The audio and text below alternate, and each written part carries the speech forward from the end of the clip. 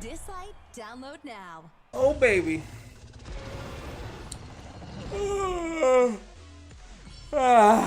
Look at that, man. We got Apep on auto. I have Chronos on auto now.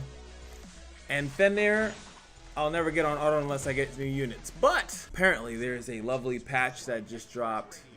Well, patch details that just dropped. So let's go check that out. Probably detailing all the cool stuff that they just wanted to talk about. Can I biggie size this in any way? I think there was a way I did biggie size it before. Nice. I could do it in this screen on this Dislyte website. And also have that beat, that fine, sexy beat in the Bizak round. So let's go and look over what they got going on.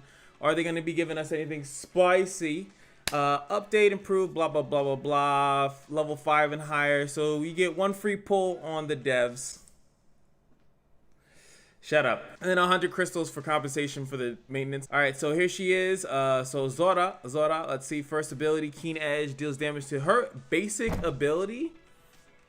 Is AoE. Nice. That's fantastic, actually. I love characters that do that. Subject to the caster's attack, steals HP based on the damage dealt, and inflicts disease. The fewer targets that hit, the higher the damage. Very similar to a character in Epic 7, Yuna, actually. So he has a thing like that. So that's pretty good. Depending on her stats, and, you know, everybody, what they do, if a DPS, like a character that's DPS, unless they have, like, some type of weird high attack scaling, they'll put them on counter Hades, and they just keep counterattacking and healing, and it'd be very, very annoying if she's actually able to do that, like, unless you have to build her attack base or something like that, you know, like, have to build her attack unless she won't do enough damage. So we'll see. Her S2 attacks one target multiple times. Okay, so multi-hitting, deals damage based on attack. I know she's attack scaling, increases damage upon a crit and gains speed up. Has a chance of casting her first skill based on the caster's HP? What? So basically, I know what they mean. Basically, if she's high or low HP, she will there's a chance that she will do her S1. So it's a single target skill into a into an AoE skill. Then that is actually her ascension, and there's a way that if you ascend it, it has a chance of dispelling buffs from the target. Now that's good because it attacks multiple times. That means it's a multi-buff stripping move, which is fantastic. Galactic Rush. I don't know. That sounds like a Thanos move from Marvel vs. Capcom. Again, hits all enemies based on the attack and buff blocks them. Has a chance of casting. Wow. So interesting. So pretty much her S2 leads into her S1. Her S3 also leads into her S1, which means that when you level her up, she's a very Build-A-Mon greedy unit, regardless of whatever. So, because you want her S1 to be strong, and because it's going to be triggering multiple times, and her S1 heals her, which is, so she's, so far, that's pretty good. She's definitely, I think, on paper, better than, like, the last two characters, I feel like, because, Ali was on paper, right? Ali on paper was about, like, saving things, but he doesn't end up doing crazy amounts of damage. And his thing is annoying, but it's easy to work around. You could buff block the character that you're killing. You could strip the buff and then kill the character. She's just pure DPS with a disease. So she actually, her own self counters her coming into the meta, which is kind of funny if you land the disease. And it really depends. And I think the counter aspect of it is crazy too, because you want her S1 to be like leveled up a lot too. So interesting, very interesting. But again, pure DPS, and I'm curious of how this AoE stuff has to do with the new stuff that's coming out. I'm assuming since she's AoE'd out her ass that the content, at least those bosses, might have to do with something like that. But if you pay attention, this skill is so good that it does more damage if there's fewer targets. So even if there's a lot of targets, or if it's a boss, she's going to do damage. Actually, if it's a boss, it should technically do more damage. And it does more damage if you're in PvP, if you kill off people. So should do good damage. It depends on how much damage it does base, right? Really, the S1 is really important to how strong this character is, honestly.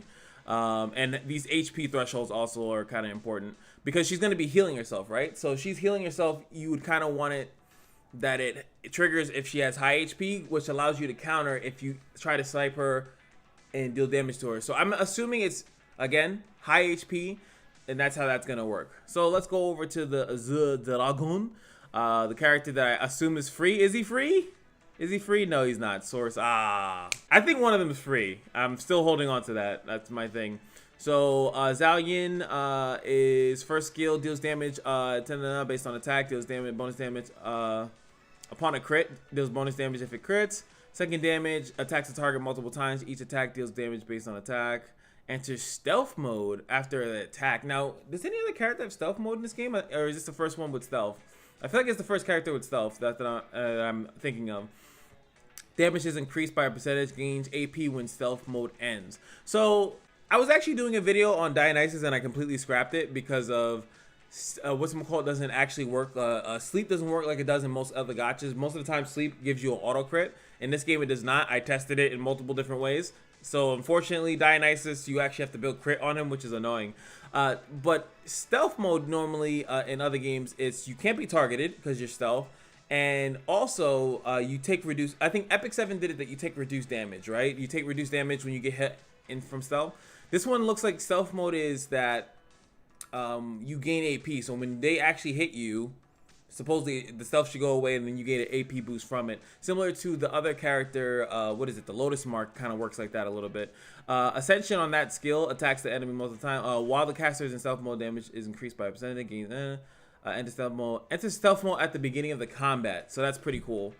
So, and then let's look at the third skill, Blossom Sword. Attacks one target multiple times. So two multi-hitting moves. Each hit skills of attack. Each debuff on the target increases damage by 1% up to a certain limit. Gains stealth mode upon killing the target.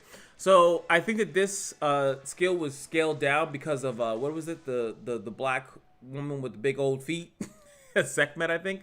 I think that last part wouldn't be there, but I think that they had to nerf it because they realized how troublesome it was. So they gave him that same thing. It's capped to a certain limit, and I think that that's the same thing that he has as well.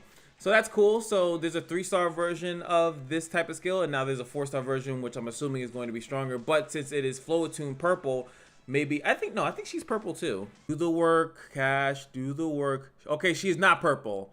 Whatchamacallit? She's actually blue or green, whatever like that. So could be a reason that they're spreading that type of ability to different types of colors. So that could be a thing, you know. So she can do it for that thing, drop a bunch of debuffs, and then this guy, the Zero Dragon, can do it for the other one.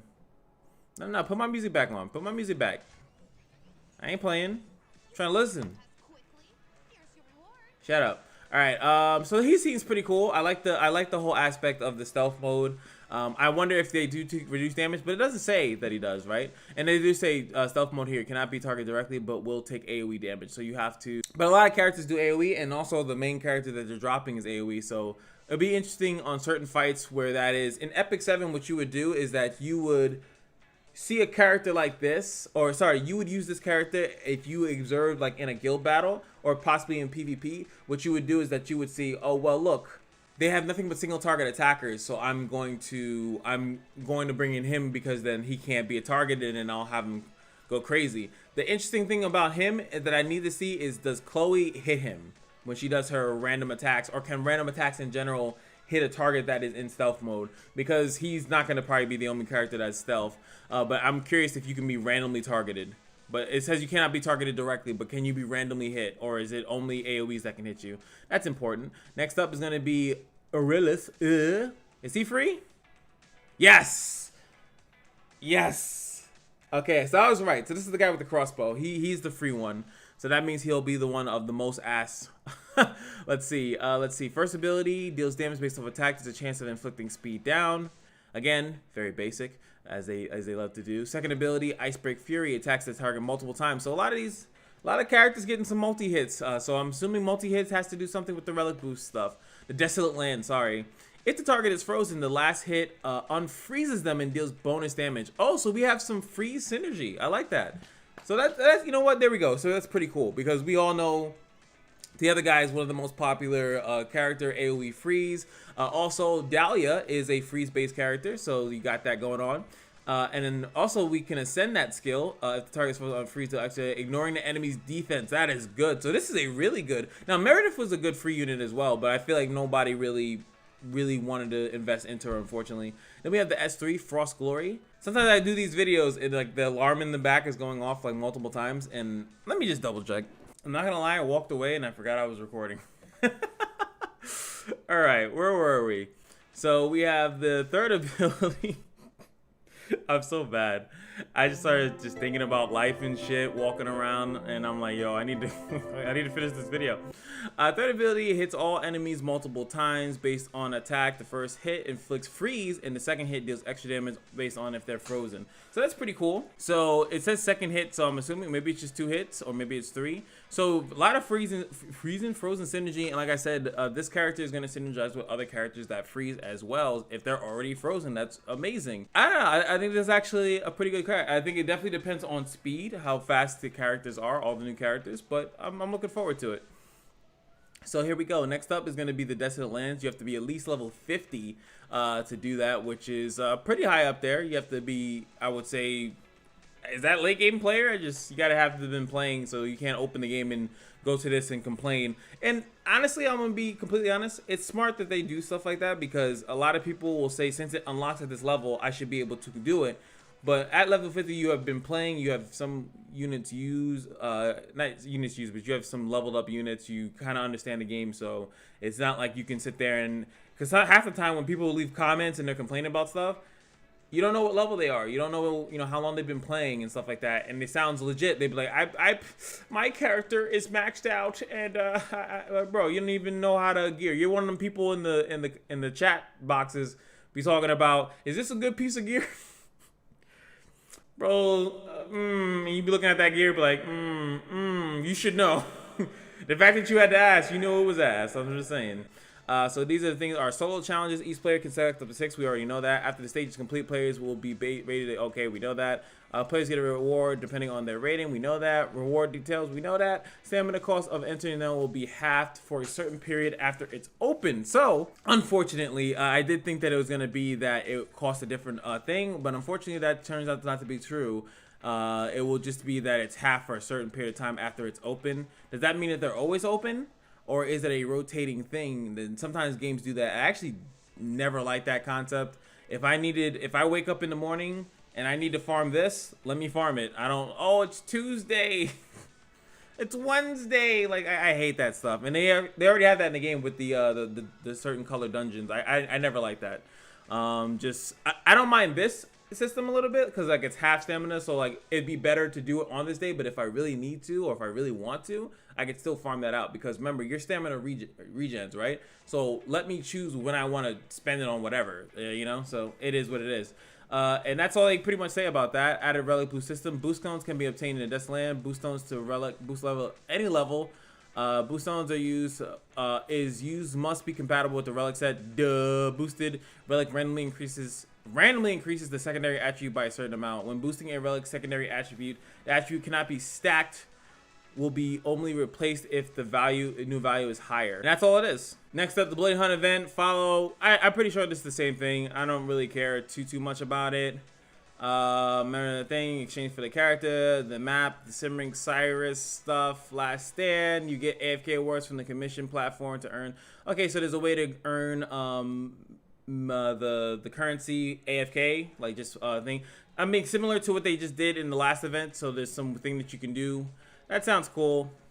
These things are usually very basic, so I feel like it's useless to kind of really explain them, really. During some of the events, you can use the amplifier to greatly improve your squad's power. You can get boost crystals, which I'm assuming that sounds cool. I guess if your squad sucks, you can use the booster, or it allows them to make some of the content harder. So you can either use the booster, or you can get a ego boost, the fact that you beat it without the amplifier. So that's actually a thing. I think that's actually a good thing. So you can have it like, oh, I beat it without doing that. Like, people have pride, man. Definitely have pride.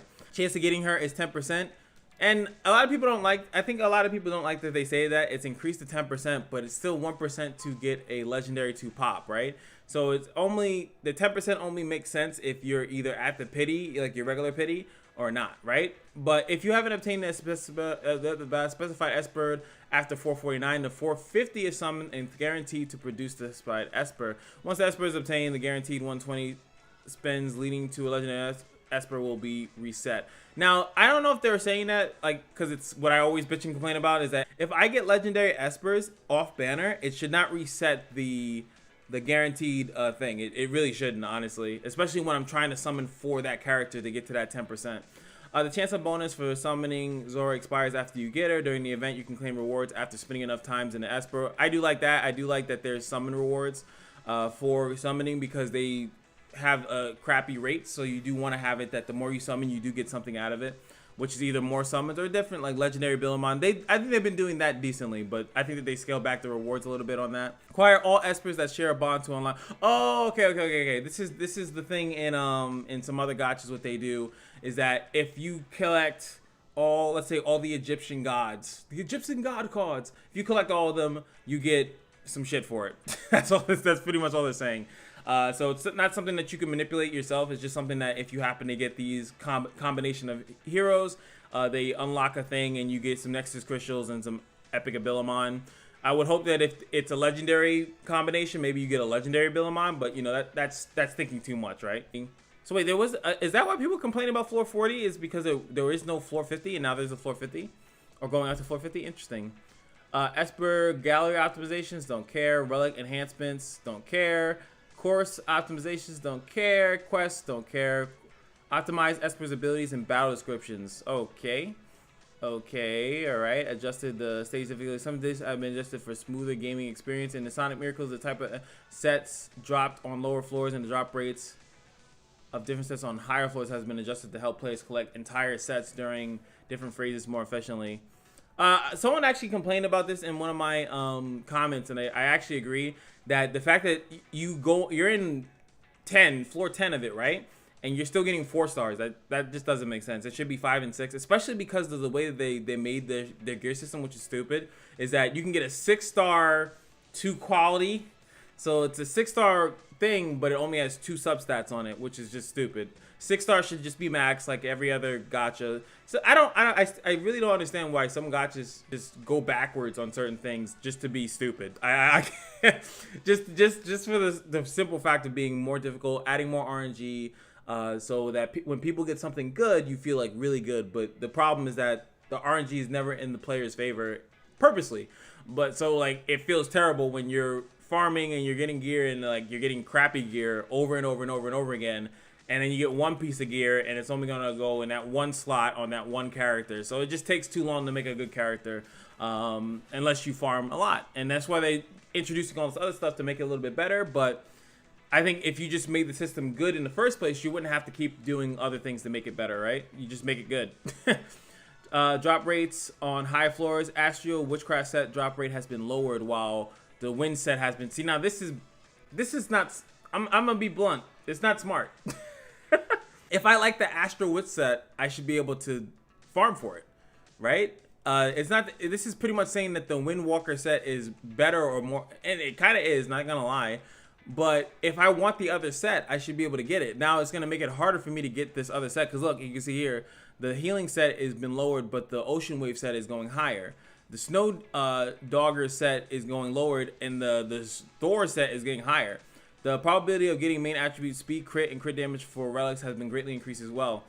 That I like, that last part there. But the fact is that like some people might like the Snow set over the Hammer set. And also if you raise these other ones, like the Windwalker set is in the same set that the attack set is in. So now that the attack set, you might end up with a bunch of speed stuff, and it's like, bro, I need the attack set, or I need the defense set, or I need this. So I think I don't like that change actually at all. I think that just make it that the runes that drop are better. Like some people don't mind some, and if you guys don't know, some people go broken sets, right? You go broken set because the rune itself is so good that you don't mind the bonus. Like let's say the speed set, you don't mind going a broken set because you have enough speed in the substats that you don't care. So I think that this is not a smart change at all. This one is, but it should be on all of them. Like percentage based stuff should be on the ones that can get percentage, and speed obviously should be a higher priority to get. And I think they should remove from all gacha games, by the way, getting flat stats, flat main stats on a gear that absolutely have no business being there. If 99.9% of the time you'd rather attack percentage or defense percentage, HP percentage, speed, crit, whatever, why would you have it that a flat stack can even come there? Again, it's just to make it more difficult to extend the time to farm. It's stupid. I might do a separate video on how dumb I think that is, because I don't want to spend too much time here. And that's it. So I spent enough time, but I might do a separate video on that, because there's just too much RNG involved into some of these games, and I think that they need to dial it back to make the games more enjoyable for people, and not have someone just leave the game because their RNG was trash in one game and then they just go into another one because their RNG is a little bit better in that game. Not that the other game is better, it's just the fact that it's just that they have better RNG in that game, and that's why they play it. And I'm curious if people will talk on that one, right? I have 35, which is only 3 multis, right? 35 is, and this is 4, so I have about 70 summons that I can do. And again, this goes back to, so yeah, his is, I think it's the same thing here. I think these are, I don't think that they changed the summons. I think it's exactly the same. I think they definitely should lower it, because I've been playing virtually every day. I've been doing all my stuff. Let's keep it, let's be honest here. I don't even have 100. And I've still gotten free stuff that other people have not, right? Like that, sorry, that they've already done. Like, I'm doing stuff slowly. So it is weird that, like, I really still can't pity a character. And to be fair, I did summon onto this character, but I only did 50. So even if you added, if let's say I said I didn't want to summon on Ahmed at all, right? And I also got extra 5 from summoning on him as well, right? Even if you do all that math, add 55 summons to what I have currently now, I still am not equaling up to 450. It's a really bad pity system. It's a really bad pity system. And like I said, the legendary thing triggers, it resets every time it triggers, and I think that shouldn't happen. That would be perfectly fine if it didn't, because then you could at least say, like, let me just summon, let me trigger the one, what is it, one whatever, and then I can do that. But that, it is what it is. Anywho, I'll see you guys in the next one. Peace.